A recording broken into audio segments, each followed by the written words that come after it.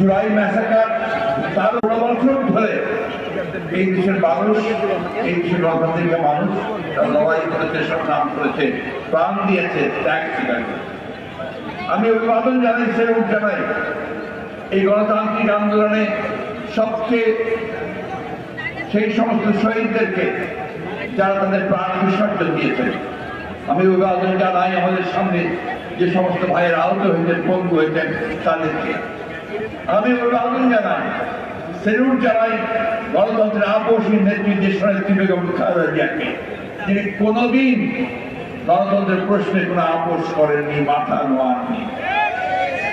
6 বছর কারাভোগ করার পর আন্দোলনের মধ্যে দিয়ে তিনি মুক্ত হয়েছেন, আজও তিনি অত্যন্ত অসুস্থ। আমি অভিবাদন জানাই আমাদের ভারপ্রাপ্ত চেয়ারম্যান জনাব তারেক রহমানকে, যিনি মিথ্যা মামলায় নির্বাচিত হয়ে বিদেশে থেকেও এই দীর্ঘ বছরগুলোতে এখানে গণতন্ত্রের সংগ্রাম করেছেন, সহযোগিতা করেছেন, নেতৃত্ব দিয়েছেন।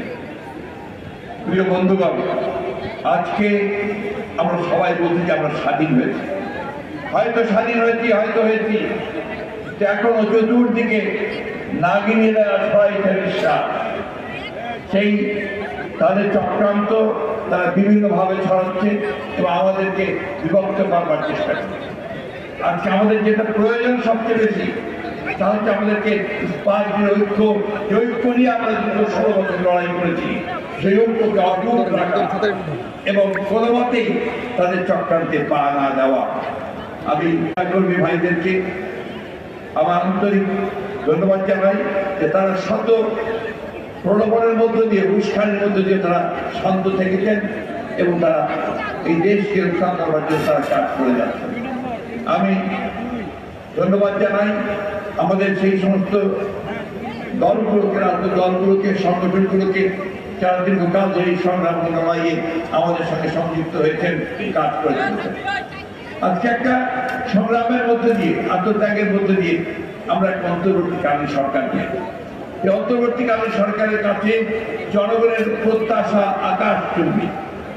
জনগণ মনে করে যে এই প্রত্যাশা করে যে এই সরকার তাদের এমন একটা গণতান্ত্রিক ব্যবস্থা, একটা লেভেল প্লেইং ফিল্ড তৈরি করে দেবে, গণতন্ত্রের প্রতিষ্ঠানগুলোকে আবার তারা সংস্কার করে এমন একটি জায়গায় আনবে যেখানে সত্যিকার অর্থেই নির্বাচনের মধ্য দিয়ে, নিরপেক্ষ নির্বাচনের মধ্য দিয়ে আমরা একটা গণতান্ত্রিক রাষ্ট্র, গণতান্ত্রিক সমাজ প্রতিষ্ঠা করতে পারি।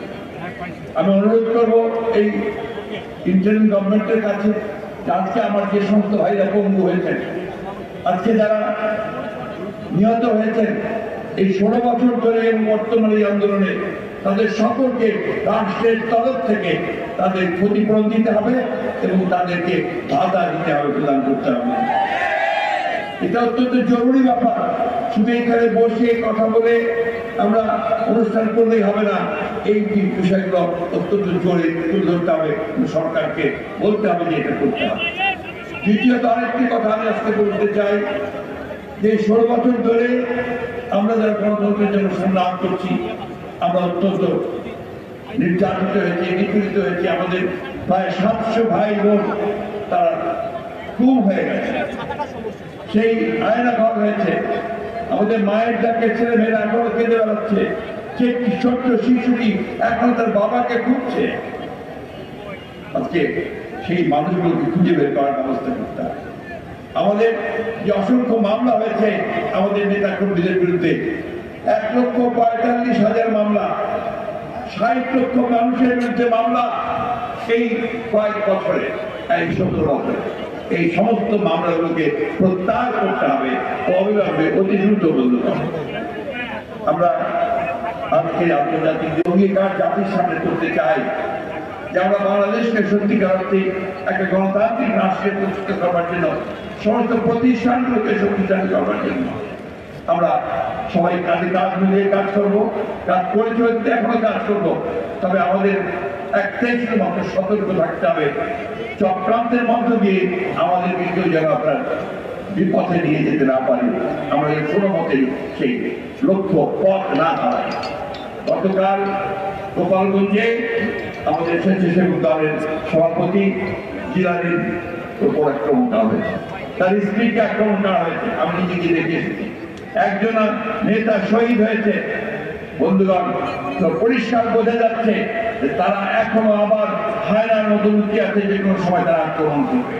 সেই আক্রমণকে আমাদের প্রতিহত করতে হবে, আমাদেরকে গণতন্ত্রকে প্রতিষ্ঠা করতে হবে। বন্ধুগণ, আমি বক্তব্য বাড়াবো না, আমি ধন্যবাদ জানাতে চাই যে এই প্রতিকূল প্রাকৃতিক পরিবেশের মধ্যে, এত বৃষ্টির মধ্যেও আমাদের আয়োজকরা, আপনারা শিল্পীরা এখানে পারফর্ম করেছেন, আপনারা শুনেছেন।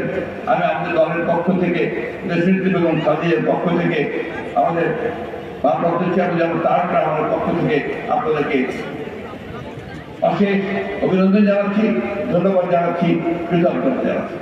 আসুন আমরা সামনের দিনগুলোতে পেছনে ফিরে না তাকাই, আমরা সামনের দিনগুলোতে